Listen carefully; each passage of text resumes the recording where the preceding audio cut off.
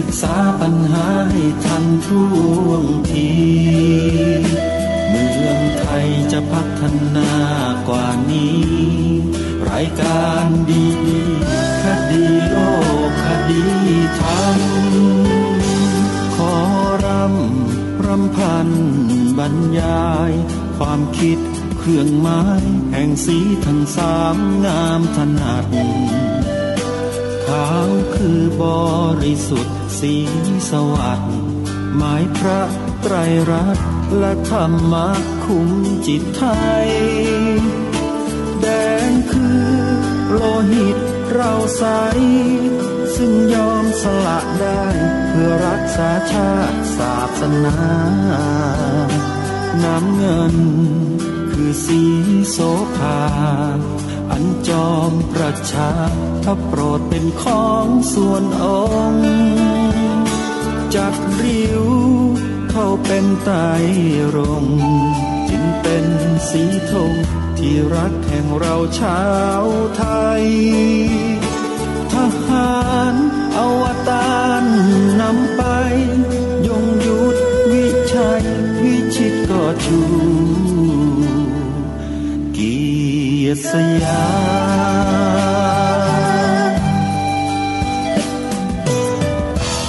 ประเทศไทยที่เจริญมั่นคงมาได้จนถึงทุกวันนี้มิได้เกิดขึ้นจากความหวาดกลัวอย่างคลาดเขลาแต่บรรพบุรุษไทยของเราทุกยุคทุกสมัยล้วนแต่มีความกล้าหาญและชาญฉลาด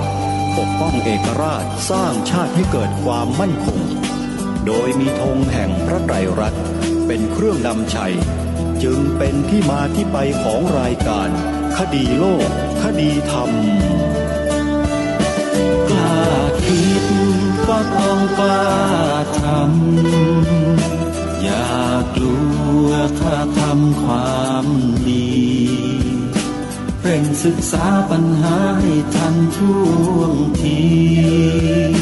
เมืองไทยจะพัฒนากว่านี้รายการดีๆคดีโล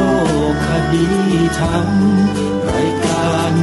ดีๆคดีโลกคดีธรรม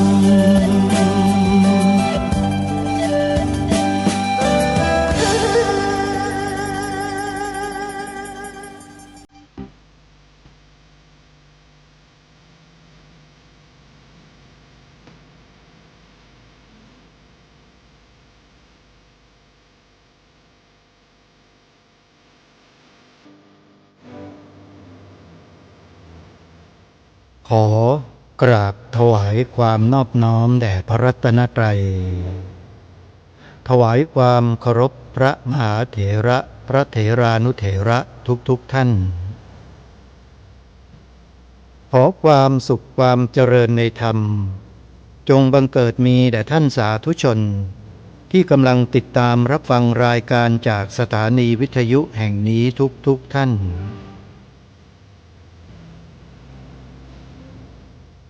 ขอนำท่านผู้ฟัง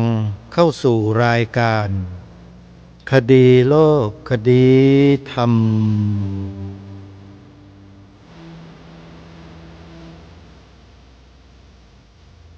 พบกันวันนี้วันแรม3 ค่ำเดือน12วันนี้ตรงกับวันเสาร์ที่8พฤศจิกายนพระพุทธศักราช2568รายการคดีโลกคดีธรรมมีให้ท่านผู้ฟังติดตามรับฟังเป็นประจำทุกวันทางสถานีวิทยุแห่งนี้ท่านสามารถดาวน์โหลดแอปพลิเคชันวิทยุพุทธศาสนาทั่วไทยเพื่อติดตามรับฟังรายการต่างๆจากสถานีวิทยุพระพุทธศาสนาแห่งชาติทั้ง48สถานีได้โดยสะดวกสาธุชนท่านใดที่แนะนำผู้อื่นบอกต่อให้ผู้อื่นดาวน์โหลดแอปพลิเคชันนี้ผู้นั้นได้บุญเพราะทำให้ผู้อื่นได้มีธรรมะเกิดขึ้นในใจจาก การฟังสถานีวิทยุที่เราแนะนำให้เขาดาวน์โหลดบุญจะเกิดขึ้นตลอด24ชั่วโมงสาธุชนผู้ฟังทุกท่านในช่วงระยะเวลานี้เราคนไทยต้องน้อมรำลึกสำนึกในพระมหากรุณาธิคุณเป็นล้นพ้นของสมเด็จพระนางเจ้าสิริกิติ์พระบรมราชินีนาถพระบรมราชชนนีพันปีหลวงที่พระองค์เสด็จสู่สวรรคาลัยจากพวกเราไปเมื่อวันที่24ตุลาคมปีพระพุทธศักราช2568ที่ผ่านมาณขณะนี้ภายในพระที่นั่งดุสิตมหาปราศาสน์เป็นสถานที่ประดิษฐานพระบรมศพของพระองค์และพระบาทสมเด็จพระเจ้าอยู่หัวทรงมีพระมหากรุณาธิคุณให้เจ้าหน้าที่พนักงานฝ่ายต่างๆได้จัดงานบำเพ็ญพระราชกุศล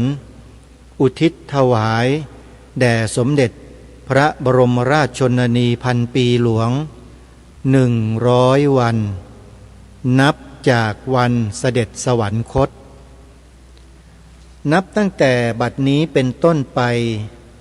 ทางสำนักพระราชวังเปิดโอกาสให้พี่น้องประชาชนคนไทยของเรานั้นได้เข้าลงนามถวายความอาลัยแด่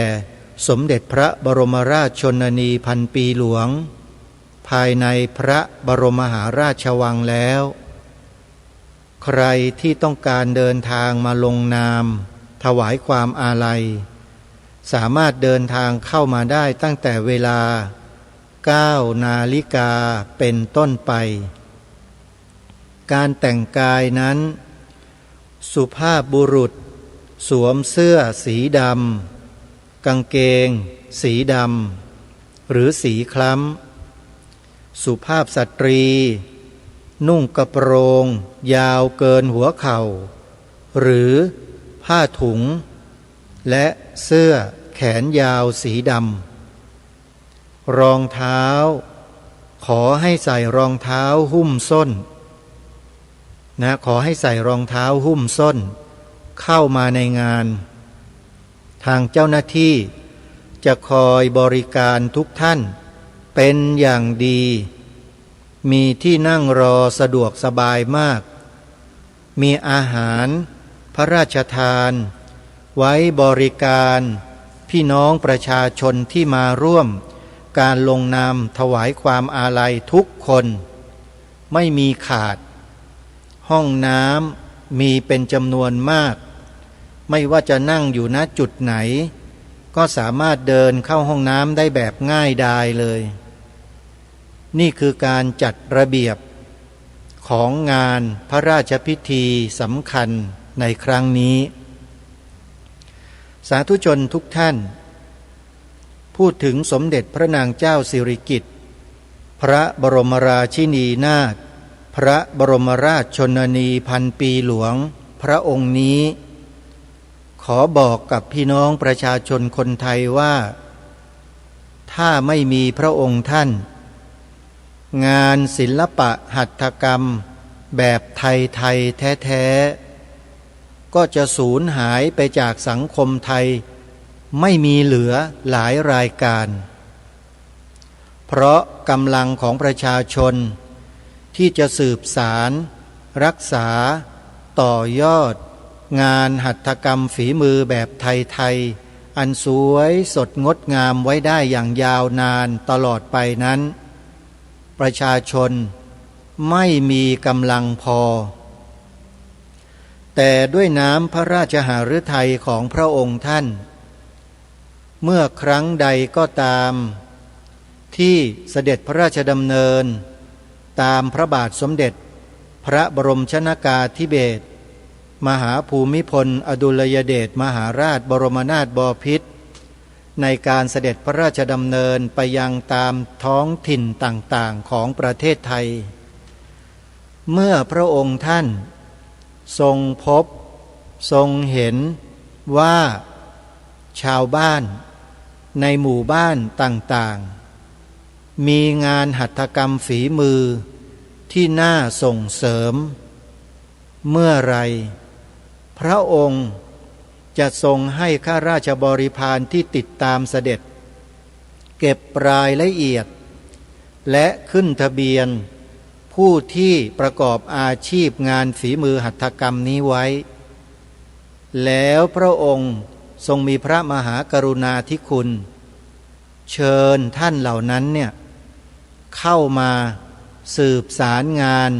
หัตถกรรมฝีมือไทยแบบดังกล่าวเอาไว้จนถึงวันนี้ท่านผู้ฟัง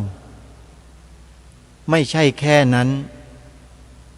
งานหัตถกรรมฝีมือของคนไทยเราโด่งดังไปทั่วทั้งโลก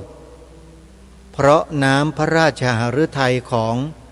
สมเด็จพระบรมราชชนนีพันปีหลวงพระองค์นี้ทรงใส่พระทัยทรงจัดตั้งเป็นโครงการตามแนวพระราชดำริเพื่อรักษาฝีมือหัตถกรรมไทยเหล่านี้ไว้ขนาดใหญ่เลยจนก่อเกิดศูนย์ศิลปาชีพต่างๆเกิดขึ้นทั่วประเทศอันนี้คือเรื่องที่สำคัญมากถ้าหากว่าพี่น้องประชาชนคนไทยซึ่งเป็นลูกหลานของเจ้าของฝีมือหัตถกรรมไทยที่พระองค์ท่านได้ทรงอุปถัมภ์ค้ำชูอยู่ไม่ช่วยกันสืบสารรักษาต่อยอดต่อไปเนี่ยสิ่งเหล่านี้อาจจะหมดไปจากท้องถิ่นนั้นๆได้แต่ก็ยังโชคดีถึงแม้ว่าจะหมดสิ้นไปจากท้องถิ่นแต่พระองค์ท่านก็ทรงได้สืบสารรักษาต่อยอดไว้ในโครงการตามแนวพระราชดำริที่เรียกว่าศูนย์ศิลปาชีพต่างๆเอาไว้ได้และนี่แหละคือสมบัติอันล้ำค่าของชาติบ้านเมืองอีกชิ้นหนึ่งที่พวกเราคนไทยจะต้องช่วยกันรักษาต่อยอดส่งเสริมให้ถึงที่สุดโดยเฉพาะผู้ที่กุมอำนาจรัฐถ้าหากว่ามีหัวใจเป็นไทยก็จะส่งเสริมสิ่งเหล่านี้ที่พระองค์ได้ทรงสร้างขึ้นด้วยพระหัตถ์คือศูนย์ศิลปาชีพต่างๆรัฐบาลควรส่งเสริมอย่างยิ่งและควรจัดสรรงบประมาณทุ่มลงไปให้พี่น้องประชาชนคนไทยรุ่นเจนใหม่ๆเนี่ยได้หันเข้ามาใส่ใจและสนใจมากยิ่งขึ้นซึ่งเชื่อว่าผู้มีอำนาจในภาครัฐทำได้แต่ปัญหามันอยู่ที่ว่าจะทำหรือไม่เท่านั้นสิ่งนี้คือสมบัติอันล้ำค่าของแผ่นดินซึ่งองค์การสหประชาชาติโดยเฉพาะยูเนสโกได้ยกย่องงานหัตถกรรมฝีมือไทยที่ทรงส่งเสริมให้เป็นสมบัติอันทรงคุณค่าทางด้านศิลปะวัฒนธรรมของโลกไปแล้วท่านผู้ฟังนี่คือสิ่งสำคัญสำหรับประเทศไทยของเราสิ่งเหล่านี้ที่ได้รับการยกย่องแบบนี้ไม่ใช่ว่ามันจะเกิดขึ้นได้ง่ายๆในโลกแต่พระองค์ท่านทรงทำให้คนไทยเราโดยเฉพาะชาวบ้านชาวไร่ชาวนาชาวสวนที่มีฝีมือหัตถกรรมเป็นพิเศษเนี่ยได้มีชื่อเสียงมีเกียรติยศก้องไปทั้งโลกท่านจะทราบหรือไม่ก็ตามแต่ทางรายการขอสะท้อนให้กับทุกท่านได้ทราบว่าถึงแม้ว่าครอบครัวท่านจะเป็นชาวนาชาวไร่ชาวสวนจะยากจน แต่ท่านไม่เคยจนคุณงามความดีไม่เคยจนฝีมือความสามารถเลยโลกเขายกย่องโดยเฉพาะองค์สมเด็จพระบรมราชชนนีพันปีหลวงยกย่องพวกท่านยกย่องถึงขนาดว่าทรงนำหัตถกรรมฝีมือของพวกเราชาวบ้านธรรมดาเนี่ยมาจัดตั้งเป็นโครงการตามแนวพระราชดำริเพื่อส่งเสริมงานหัตถกรรมฝีมือของท่านทั้งหลายเหล่านั้นดังไปในระดับโลกตั้งนานแล้วขอให้ภาคภูมิใจนะนี่แหละคือน้ำพระราชหฤทัยของสถาบันพระมหากษัตริย์ที่ลูกหลานไทยทั้งหลายจะต้องน้อมรำลึกถึงพระมหากรุณาธิคุณของพระองค์ท่านทั้งหลายทุกพระองค์ขอย้ำว่าทุกพระองค์ไม่ได้ทรงมีความสุขสบายนะท่านผู้ฟังตั้งแต่องค์พระมหากษัตริย์พระบรมราชินีพระบรมวงศานุวงศ์แต่ละพระองค์ไม่ได้สุขสบายนะท่านผู้ฟัง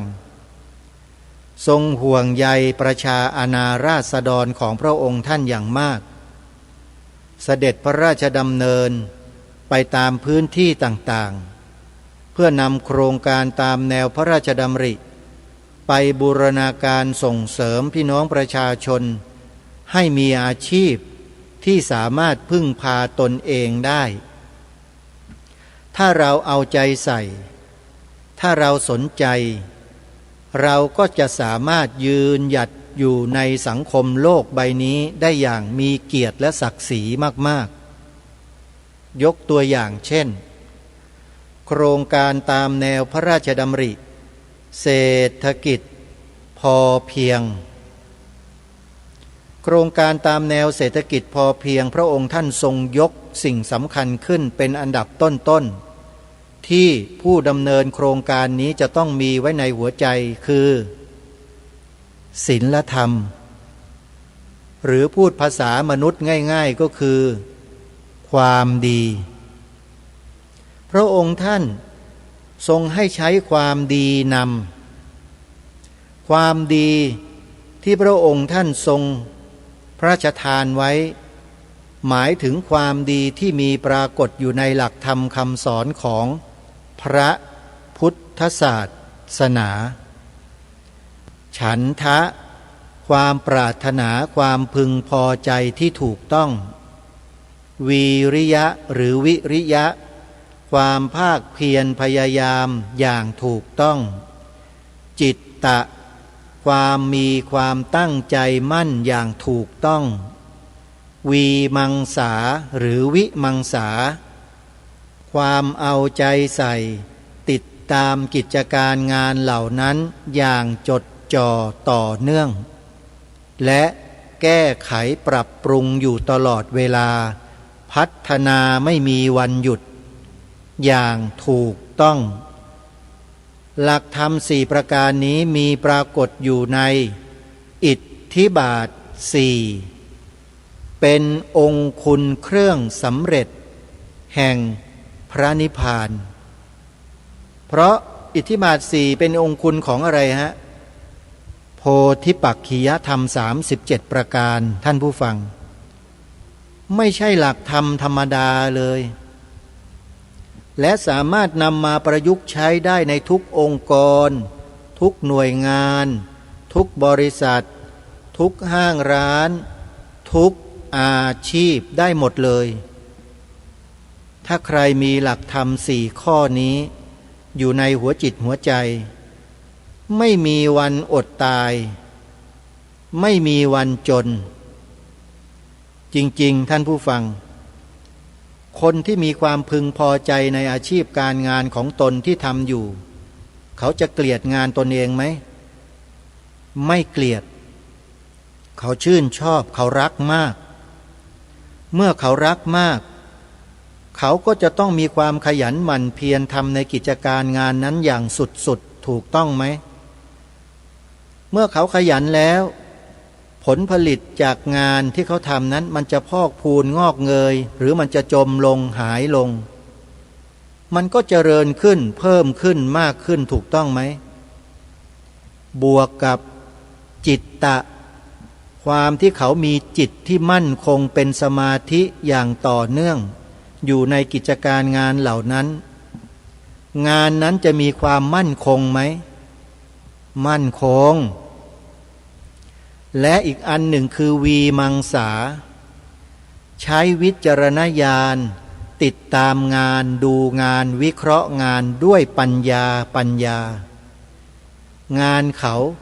จะเจริญงอกงามไปไกลกว่าที่เป็นไหมแน่นอนต้องเจริญงอกงามไพบูรณ์แน่และนี่แหละคือหลักธรรมในพระพุทธศาสนาที่พระองค์ท่านทรงนำมาใช้ในโครงการเศรษฐกิจพอเพียงสาธุชนทุกท่าน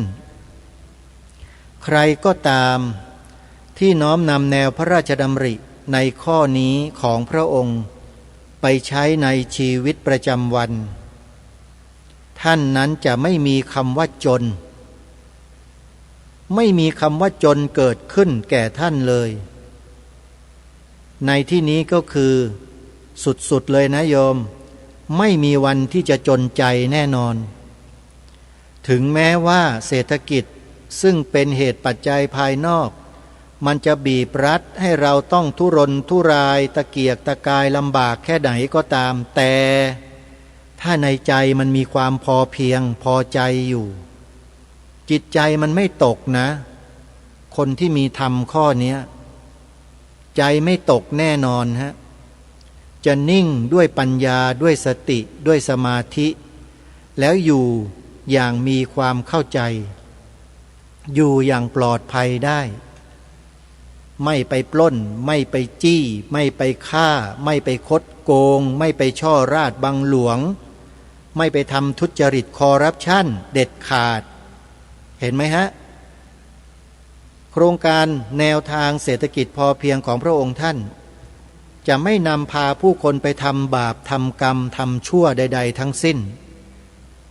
เห็นหรือยังญาติโยมว่าโครงการตามแนวพระราชดำริขององค์บุรพมหากษัตริย์ไทยของเราเนี่ยนำด้วยคุณความดีเป็นหลัก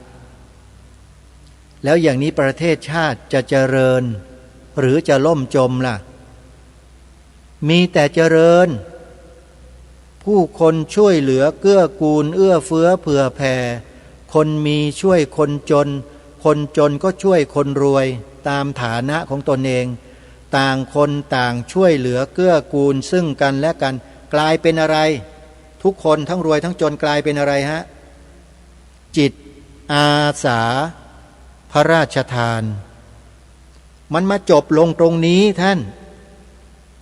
คำว่าจิตอาสาพระราชทานเนี่ยมันมาจบลงตรงนี้ประเทศไทยเนี่ยนี่แหละคือเป้าประสงค์หรือพระราชประสงค์ของพระบาทสมเด็จพระเจ้าอยู่หัวรัชกาลปัจจุบันของเราต้องการให้คนไทยเราเนี่ยมีจิตอาสาพระองค์ท่านจึงทรงมีแนวพระราชดำริจัดตั้งโครงการจิตอาสาพระราชทานทำดีด้วยหัวใจเห็นไหมคนที่ทำดีด้วยหัวใจเป็นยังไงบ้างใครที่เป็นจิตอาสาพระราชทานคงตอบคำถามนี้ได้เป็นอย่างดีถูกไหมว่าเป็นอย่างไรบ้างมีความสุขสิ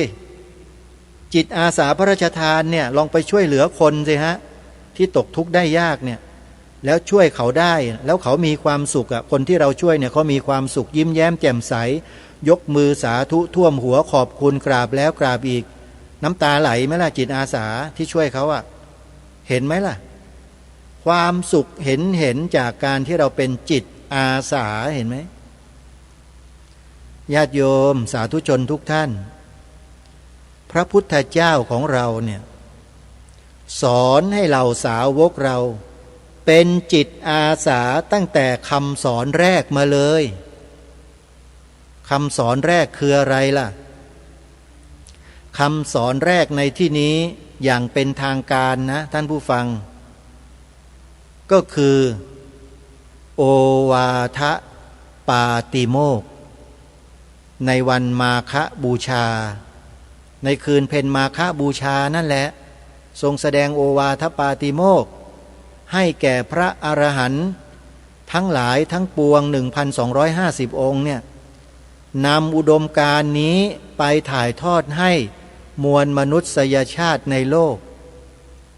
จนกลายเป็นธรรมวิชัยมาจนถึงวันนี้คือธรรมแห่งชัยชนะไม่มีคำว่าแพ้ใครปฏิบัติตามหลักธรรมคำสอนของพระสัมมาสัมพุทธเจ้าได้ครบถ้วนและสมบูรณ์จะไม่มีวันพ่ายแพ้ต่อสิ่งใดๆทั้งสิ้นชนะหมดชนะแม้แต่กระทั่งความตายความตายก็พ่ายแพ้เรียบแพ้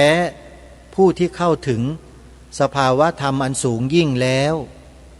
เป็นพระอรหันต์แล้วเห็นไหมฮะชนะหมดเลยการเวียนว่ายตายเกิดความทุกข์ความโศกความร่ำไรรำพัน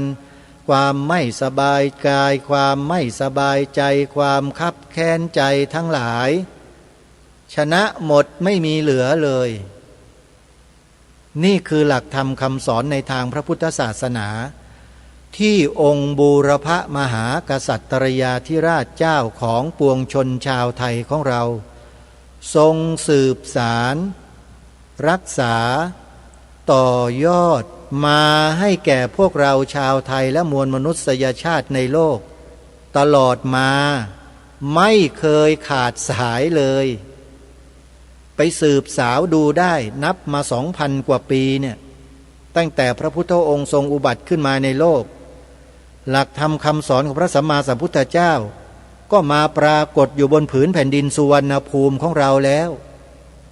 พระพุทธเจ้าเสด็จมาเองนะไม่ใช่พูดเล่นนะโยมพวกเราก็ทราบกันทั้งนั้นแหละว่าพระพุทธองค์เสด็จมาที่เมืองไทยเราหลายวาระพระองค์ท่านเหล่านั้นไม่ได้ทรงทอดพระเนตรเห็นด้วยพระเนตรของพระองค์เองหรอกแต่มีหลักฐานปรากฏให้เห็นอยู่และมีตำรับตำราทางโบราณบันทึกจารึกยืนยันไว้ด้วยสิ่งนั้นคืออะไรรอยพระพุทธบาทรอยพระพุทธบาทท่านผู้ฟัง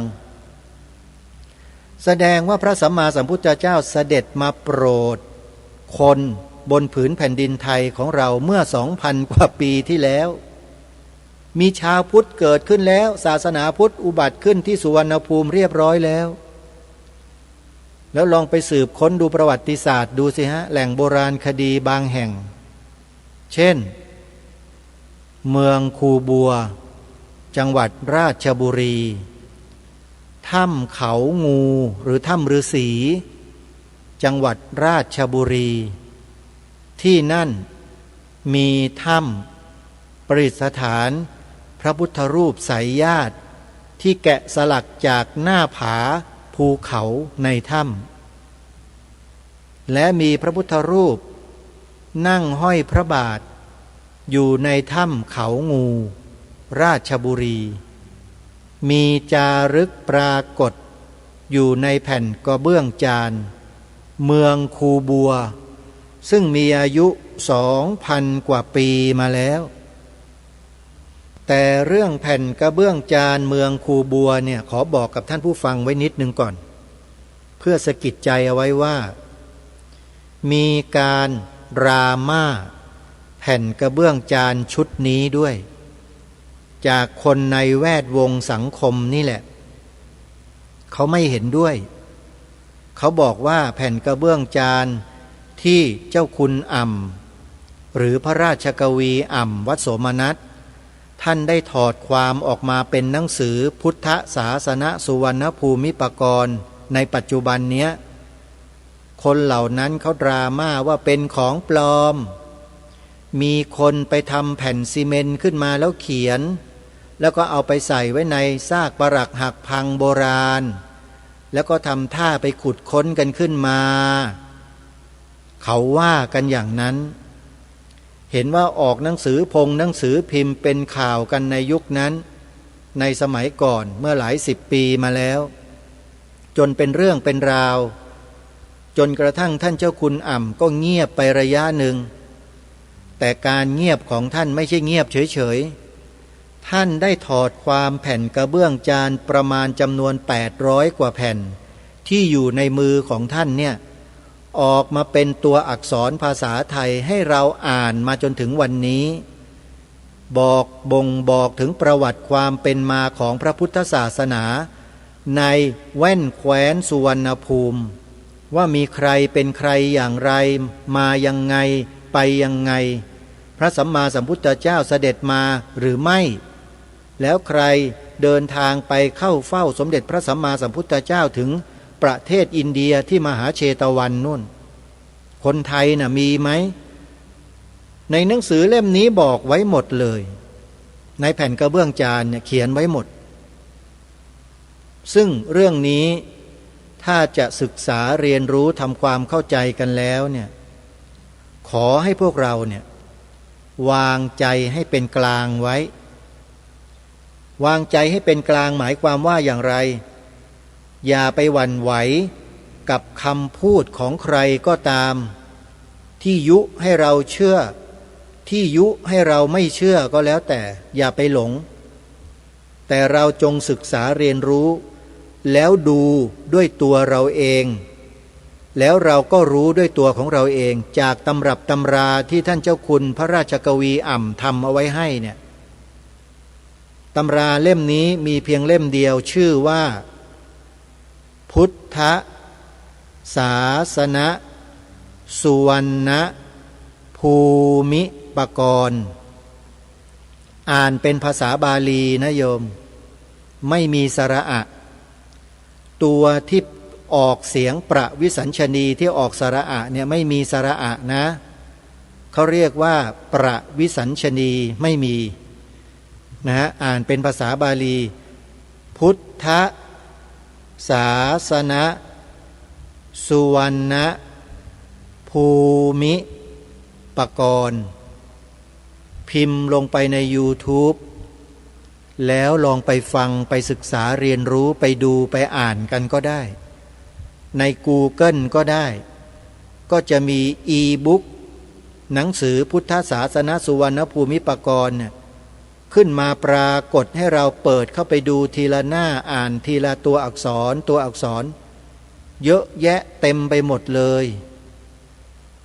ทางรายการเคยนำมาอ่านออกอากาศอยู่ระยะหนึ่งแต่ด้วยภารกิจอื่นแทรกเข้ามาก็เลยหยุดไปซะก่อนท่านผู้ฟังเสียดายที่โอกาสนั้นยังมาไม่ถึงเดี๋ยวถ้ามีโอกาสทางรายการก็จะได้นำมาอ่านออกอากาศให้เราได้สดับรับฟังกันไปโดยลำดับ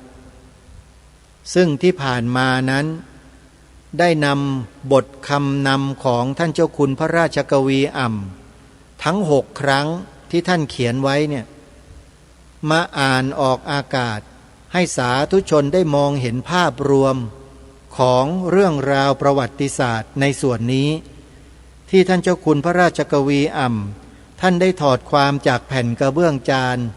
ลงเป็นตำรับตำราพุทธศาสนสุวรรณภูมิปกรณ์มาให้แก่พวกเราได้อ่านได้ศึกษาเรียนรู้กันได้ฟังกันเพราะฉะนั้นงานนี้เนี่ยขอบอกว่าเป็นงานที่หนักหนาสาหัสอยู่ไม่น้อยเลยเพราะนอกจากจะต้องอ่านภาษาที่เราไม่คุ้นเคยแล้วเนี่ยหมายถึงว่าสำเนียงนะสำเนียงไม่ใช่ภาษาไทยนี่แหละแต่เป็นสำเนียงโบราณที่เราไม่คุ้นเคยแล้วจะต้องพยายามอ่านให้พี่น้องคนไทยเราได้ฟังแบบเข้าใจง่ายๆแล้วเนี่ยก็ต้องอธิบายบางคำให้กับพวกเราได้ทราบบ้างโดยการวินิจฉัยด้วยตัวเองนะวินิจฉัยว่าคำนี้น่าจะหมายถึงอย่างนี้นะอะไรอย่างเงี้ยจะหยุดอธิบายเป็นบางช่วงบางตอน ให้พวกเราซึ่งเป็นผู้ฟังที่ไม่คุ้นเคยในสำเนียงภาษาโบราณเนี่ยได้เข้าใจกันบ้างไม่มากก็น้อยก็เลยนำมาอ่านให้พวกเราได้ฟังกันได้เพียงนิดหน่อยเท่านั้นเองแต่ก็ถือว่าได้นำเข้าสู่เนื้อหาในหนังสือเล่มนี้ไปแล้วถ้าหากใครสนใจจะกลับไปฟังย้อนกลับไปฟังนะโยมสามารถที่จะย้อนฟังใน YouTube ได้เลยมีครูบาอาจารย์ในภาคเหนือได้จัดทำเป็นคลิปวิดีโอเอาไว้ในช่อง YouTube 2 ช่อง2 ช่องนี้ก็คือช่องวัดฝายหินและธรรมะภาคเหนือมีอยู่2 ช่องที่นำคลิปเสียงรายการคดีโลกคดีธรรมในแต่ละวันเนี่ยไปตัดเป็นวิดีโออัปโหลดลงในช่อง YouTube ของแต่ละท่านเผยแพร่อยู่ในโลกโซเชียลโยมสามารถเข้าไปฟังย้อนหลังได้เลยฟังมาตามลำดับน่าเสียดายจริงๆและญาติโยมเราจำนวนมากเปิดดู YouTube ไม่ค่อยจะเก่งเปิดช่อง YouTube ดูวิดีโอที่รวมกันอยู่ในที่เดียวกันเนี่ยโยมทำกันไม่ค่อยจะเก่งอาจจะทำกันได้อยู่แต่ยังไม่ค่อยจะเก่งนะโยมนะถ้าโยมต้องการเข้าไปดูวิดีโอที่รวมกันอยู่ในที่เดียวกันเนี่ยโยมให้โยมพิมพ์ชื่อช่องของ YouTube แต่ละช่องลงใน YouTube นั่นแหละเช่นวัดฝายหินช่องวัดฝายหินก็จะขึ้นมาให้เราเห็น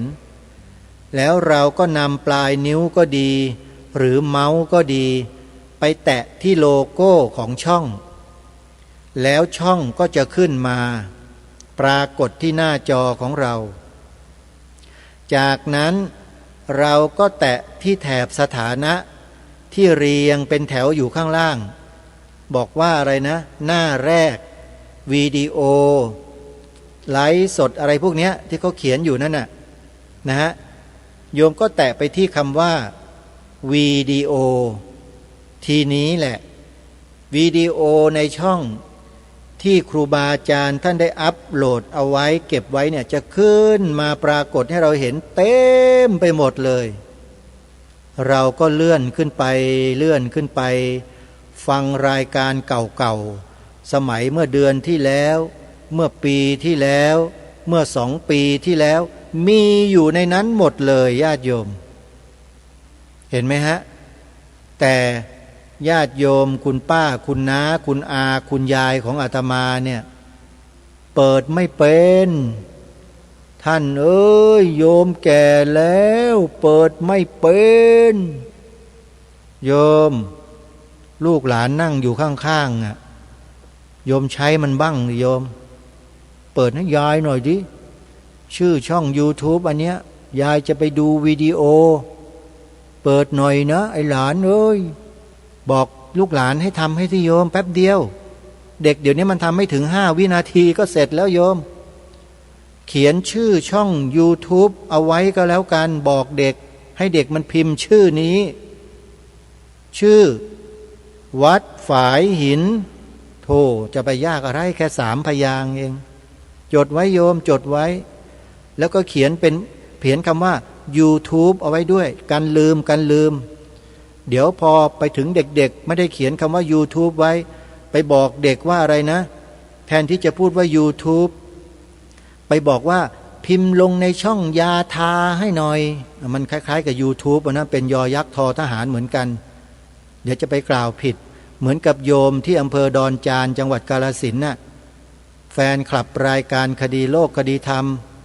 โยมดีใจลูกหลานโทรศัพท์มาหาบอกลูกหลานว่าแกฟังรายการนี้บ้างหรือเปล่ารายการอะไรอีแม่รายการสะดือโลกสะดือธรรมว่างั้นอาตมาตกใจเลยโยมเข้ามาบอก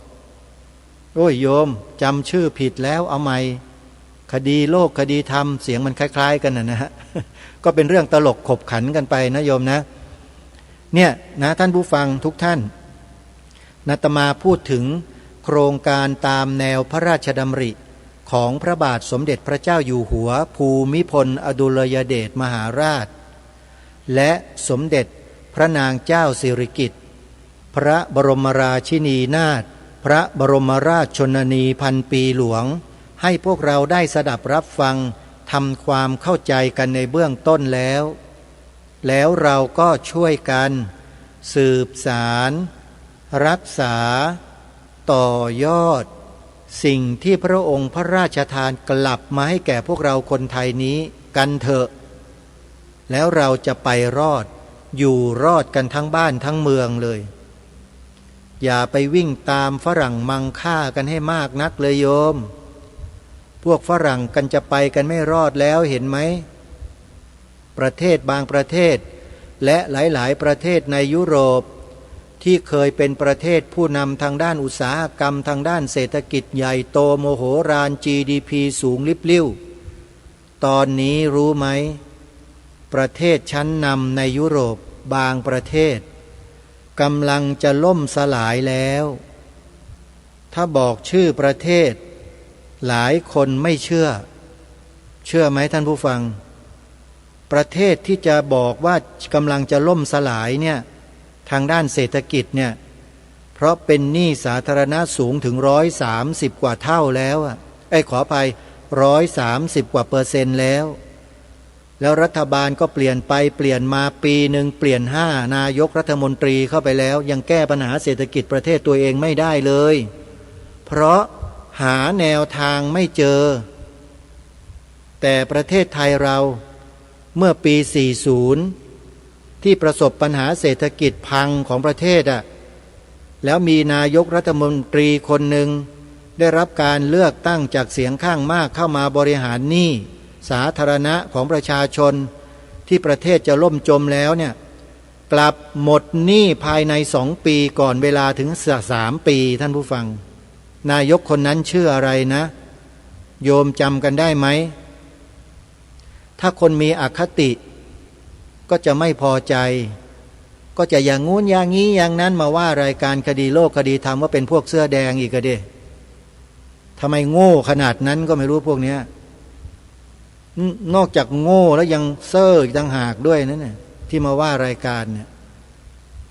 ยังไม่ทันพูดอะไรเลยก็มาตำหนิกันแล้วนี่คนประเภทนี้ไม่เจริญหรอกเชื่อไหมจมกันอยู่อย่างนั้นนะกำลังพูดถึงความเป็นมาของเศรษฐกิจของโลกของบางประเทศแล้วย้อนเข้ามาเป็นตัวอย่างในประเทศไทยแล้วก็พูดถึงนายกคนหนึ่งก็เขาทำได้จริงทำให้ไทยพ้นจากความเป็นหนี้ IMF ได้ก่อนเวลาที่กำหนดนะไม่ใช่แค่นั้นยังทำให้ประชาชนมั่งคั่งมั่งมีกันด้วยแล้วมันผิดตรงไหนที่เขาบริหารประเทศแล้วทำให้ประเทศนี้พ้นจากหนี้สินไม่เหมือนนักการเมืองบางกลุ่มบางพวกหรอกทำให้ประเทศชาตินอกจากจะเป็นหนี้แล้วยังมาทำลายความมั่นคงของชาติตัวเองด้วยวิธีการต่างๆนานาที่ทางการเขาเก็บบันทึกข้อมูลเอาไว้เยอะแยะเรื่องนี้ประชาชนไม่รู้หรอกเพราะอยู่วงนอกแต่ถ้าอยู่วงในแล้วก็จะทราบดีว่าคือเรื่องอะไรตอนนี้เขากำลังจับตาดูเรื่องพวกนี้กันอยู่แล้วก็จับกันได้เพิ่มขึ้นแล้วก็จะกวาดล้างกันจนหมดประเทศนั่นแหละไอ้ความไม่ดีทั้งหลายเนี่ยต่อไปก็จะเหลือแต่สิ่งที่ดีๆคนที่ดีๆก็จะลืมตาอ้าปากขึ้นมายืนอยู่บนสังคมอย่างมีเกียรติและศักดิ์ศรีสักทีหนึ่งคนดีเนี่ยบางทีก็ถูกเหยียบย่ำทำลายอยู่ที่ผ่านมาแต่อนาคตข้างหน้าคนดีก็จะกลับมายืนอย่างสง่าผ่าเผยได้ถ้าพวกเราร่วมด้วยช่วยกันทำยังไงอันดับแรกที่บอกไว้เมื่อวานซืนเนี้ยจำได้ไหมท่านผู้ฟังปักธงพระรัตนตรัยลงไว้ในที่หัวใจของเราให้เหนียวแน่นไปเลยปักเอาไว้เลยพุทธังสรณังคัจฉามิธ ธัมมังสรณังคัจฉามิสังฆังสรณังคัจฉามิทุติยัมปิตติยัมปิปักธงพระรัตนตรัยลงไว้ในหัวใจเป็นการชูธงนี้เอาไว้ชูเอาไว้เลยนะฮะเขาเรียกว่าปักธงไว้เลยอะไรก็จะมาแทรกแซงไม่ได้แล้วก็ดำเนินกันไปนำเอาความดีเนี่ยนำไปความดีนำไปเลยแล้วไม่ต้องกลัวอะไรทั้งนั้นเชื่ออาตมาดิดีจริงแล้วไม่ต้องกลัวนะท่านกลัวจะไม่ดีจริงไงดินะกลัวจะดีแตกดีอะไรก็เนี่ยไม่รู้แหละถ้าจะดีต้องดีให้จริงๆทั้งหน้าต่อหน้ารับหลังข้างบนข้างล่างรอบตัวดีให้หมดดีกับทุกคนด้วยไม่ต้องมีความผูกอาฆาตพยาบาทจองเวรไม่โลภมากอยากได้อยากมีอยากเป็นไม่ลุ่มหลงมัวเมามีสติสัมปชัญญะนำชีวิตไปสู่เส้นชัยด้วยคุณงามความดีเท่านั้นเดินอย่างเดียวไม่มีคำว่าถอยครูบาอาจารย์ท่านก็สอนก็บอกเราอยู่ตลอดให้ทานนะโยมนะดูแลอุปถัมภ์ส่งเสริมพระภิกษุสงฆ์สามเณรแม่ชีนะโยมนะท่านเหล่านี้เป็นบุคลากรสำคัญที่ขับเคลื่อนธรรมจักรไปข้างหน้าเราก็ช่วยหนุนช่วยสนับสนุนช่วยอุดหนุนกันนะอย่ารออย่ารีอย่าขวางและอย่าหนีนะโยมพระท่านก็บอกสอนเราให้ช่วยกันทำเห็นไหมเขาเรียกว่าบอกบุญเพราะฉะนั้นบุญเท่านั้นแหละที่จะช่วยประเทศชาติบ้านเมืองของเราให้อยู่รอดปลอดภัยได้ตลอดรอดฝั่งไม่ว่าจะยุคใดสมัยใดก็ตามเพราะฉะนั้นให้พวกเราจงทำพูดคิดแต่สิ่งที่ดีนะโยมนะวันนี้เวลาหมดวันพรุ่งนี้มาติดตามรับฟังกันใหม่ขอความสุขความสวัสดีในธรรมแห่งองค์สมเด็จพระบรมศาสดาสัมมาสัมพุทธเจ้าจงปรากฏเกิดมีขึ้นในจิตใจของท่านผู้ฟังทุกท่านทุกคนเทินขอเจริญพรกล้าคิดก็ต้องกล้าทำอย่ากลัวถ้าทำความดีเร่งศึกษาปัญหาให้ทันท่วงทีเมืองไทยจะพัฒนากว่านี้รายการดีๆคดีโลกคดีธรรมขอรำพันบรรยายความคิดเครื่องไม้แห่งสีทั้งสามงามถนัดขาวคือบริสุทธิ์สีสวัสดิ์หมายพระไตรรัตน์และธรรมะคุ้มจิตไทยแดงคือโลหิตเราใสซึ่งยอมสละได้เพื่อรักษาชาติศาสนาน้ำเงินคือสีโสภาอันจอมประชาถ้าโปรดเป็นของส่วนองค์จัดริ้วเข้าเป็นไตรรงค์จึงเป็นสีธงที่รักแห่งเราชาวไทยทหารอวตารนำไปยงยุทธวิชัยวิชิตก็ชูเกียรติสยาม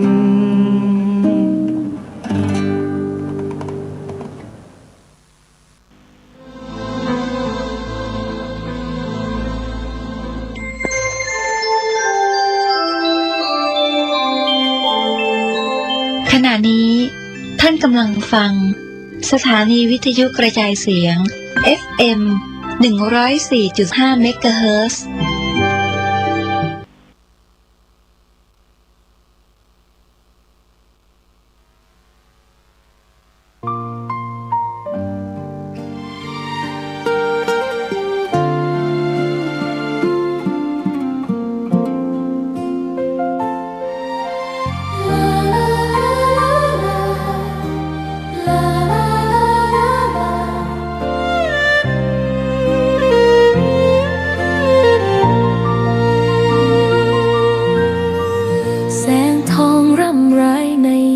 อุตสายังเห็นพระเมตตาอยู่ทุกแห่งหนน้ำพระทัยฉโลมใจคนทั่วพื้นแผ่นดินยังอบอุ่นรอยยิ้มพระพักตร์ยังส่องแสงในดวงใจไทยไม่ลืมเสียงสายลมแผ่วเบาเหมือนเอ่ยคำปลอบว่าพระองค์ยังอยู่ใกล้ขอกราบแทบบาทด้วยรักนิรันดร์น้ำตาหลั่งพลันจากใจคนไทยแม้เสด็จสู่ฟ้าไกลแต่พระหฤทัยอยู่ในแผ่นดินนี้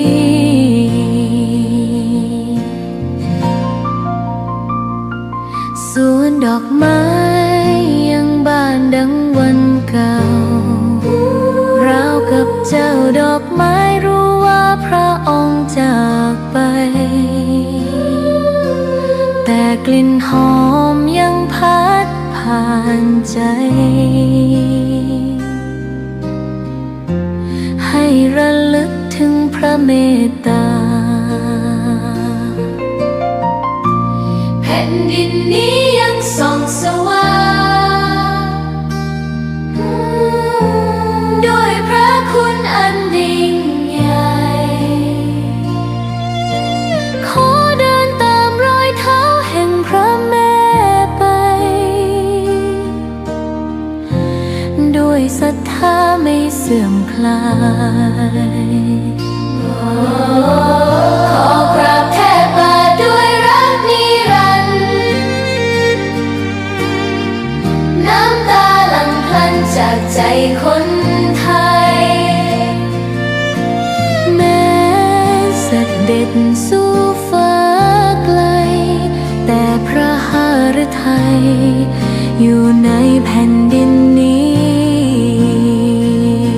ดวงใจไทยทุกดวงขอพักดีขอถวายรักนี้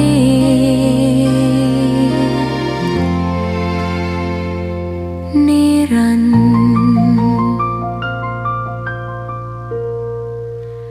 แด่พระพันปีหลวง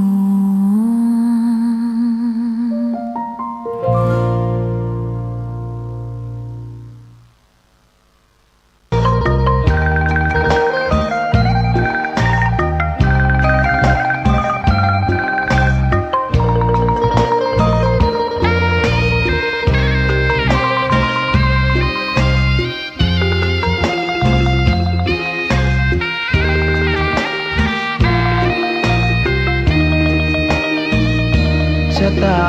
ฟ้าหรือบารมีชักนำถึงอยู่แสนไกลล้ำพระธรรมไม่มีมองไม่ฟ้าเพียงดินยังทวินฝันไฟเข้าดงขมิ้นเมื่อใดอิ่มอกอิ่มใจเสมอสายทางคนดีใจน้อมอธิษฐานบารมีสิ่งดีที่ได้พบเจอเห็นชายผ้าเหลืองทุกวันฝันเพ้ออยากบวชจริงละเมอเข้าวัดบ้านคงเป็นบุญที่เคยเป็นทุนสร้างมารักผ้าเหลืองดังว่าปรารถนายึดมั่นอยากบวชทุกทีผ้าเหลืองผืนนี้ผูกพันอยู่ในใจทุกวันใฝ่ฝันถึงผ้าเหลืองกายวาจาใจสัญญาว่าไม่เสื่อมคลาย หัวใจมุ่งหมายเนืองๆไม่มีอะไรมากันหายคุณคืนศรัทธาผ้าเหลืองบวชเป็นเรื่องใหญ่เราวันรอคอยเข้าโบสถ์ได้บวชเสียทีเป็นคนสุขเต็มที่ตามรอยความดีพระพุทธเจ้าไม่ลืมบุญคุณพ่อแม่การุณเลี้ยงเราผ้าเหลืองห่มกายคลายเศร้าพ่อเราแม่เราศรัทธาสุขใจจริงๆเป็นชายแต่หัวใจสิงพูดจริงทำจริงทุกคราทุกคืนทุกวันผ้าเหลืองพันผูกกายาโอ้น้อวาสนาพระธรรมนำพาชีวิต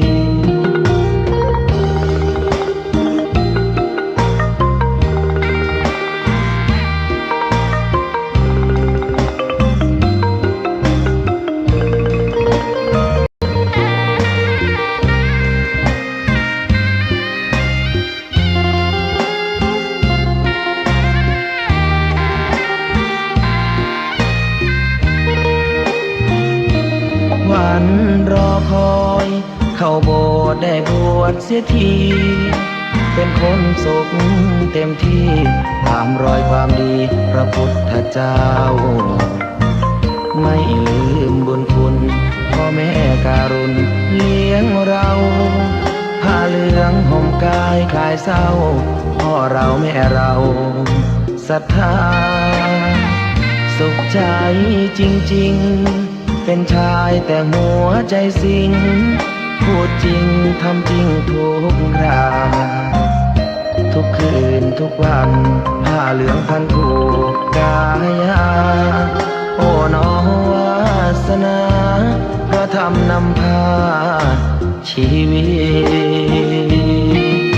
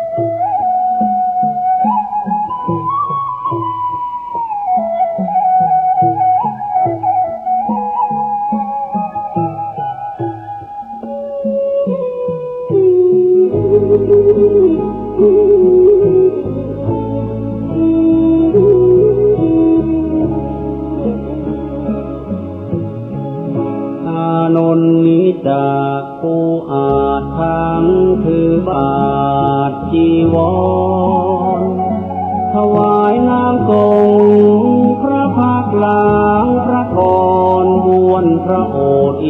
ตามจรผู้ใดใครหนอภายหน้าโอ้เราดังนกหัดบินแม่นกมาทิ้งสูญชีวาปีกนั้นยังไม่กล้าขาไม่แข็งแรงพอ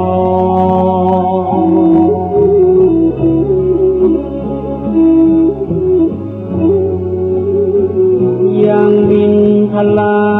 ต้องระวังรังรอปีกแม่แค่คอยบินคลอได้พอหล่อเลี้ยงชีวาน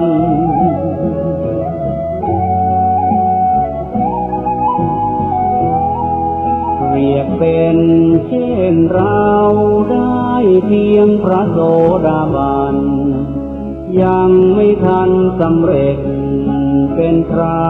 อรหันต์พระศาสดา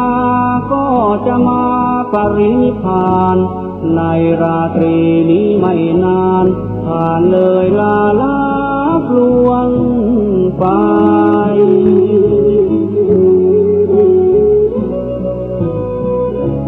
โอ้เราทำชันใดเมื่อสิ้นแล้วพระผู้ทรงชายพระอานนท์กำสดน้ำตานองหยดรินไหลด้วยสุดจะฝืนกระอื้นยืนรำไห้โศกาอาลัยน้ำตาหลั่งไหลนองน้ำ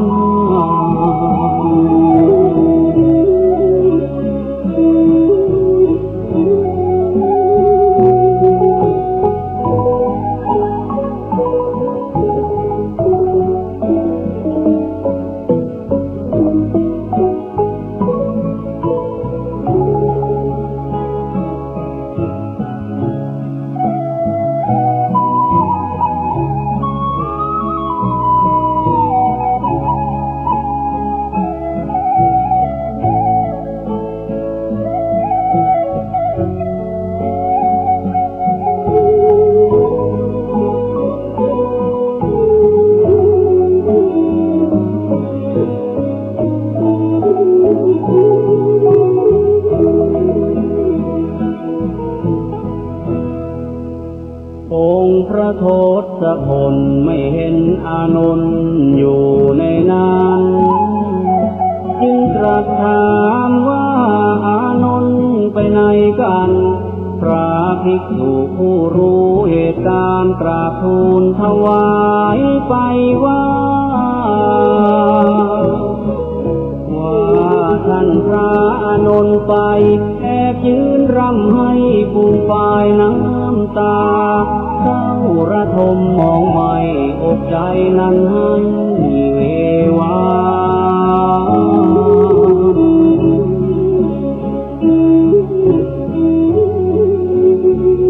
ยามใดสิ้นสูญพระดุลยศาสดาก็ดังชีวาพระอานนท์นั้นสิ้นไป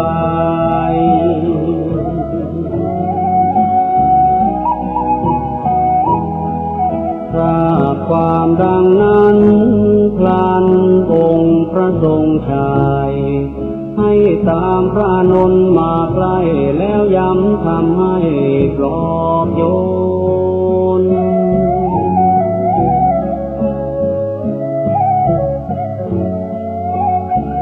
ลดความเศร้าหมองที่เข้าครองในกมลแก่พระอานนท์ให้คลายทุกข์พ้นวิญญา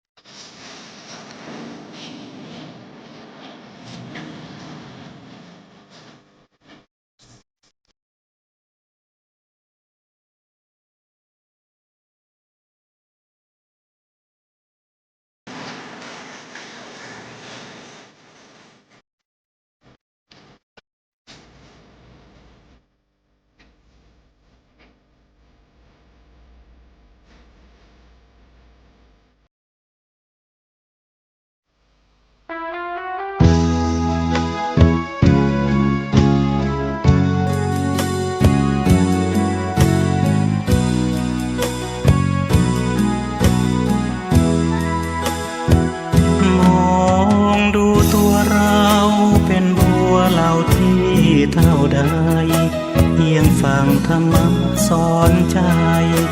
ก็ได้ดวงตาเห็นธรรมพระพุทธองค์ทรงตรัสเป็นบัวพ้นน้ำพร่ำสอนเพียงไม่กี่คำรสพระธรรมซาบซึ้งถึงใจบัวปริ่มริมน้ำรอแสงพระธรรมคำจุนนับว่ามีบุญปางก่อนเป็นทุนสร้างไว้ฝักใฝ่ธรรมะรักษาพระรัตนตรัยแสงทองส่องย้ำกลีบใบเบ่งบานขึ้นในพริบตาบัวกลางบึงกว่าครึ่งบนโลกใบนี้กว่าจะโชคดีเปล่งกลีบสีต้องใช้เวลาอธิบายยกสายแม่น้ำทั้งห้าเหยียบย่างสู่วัยชราเห็นศรัทธาก็เกือบจะสายชีวิตน่าเศร้าตัวเราอยู่ใต้โคลนตมมืดบอดระทมดิ่งจมห่วงเหวอามายไม่เห็นธรรมะพระพร่ำสอนให้เปลืองน้ำลายย่อมเป็นอาหารเต่าไปเวียนว่ายในอเวจี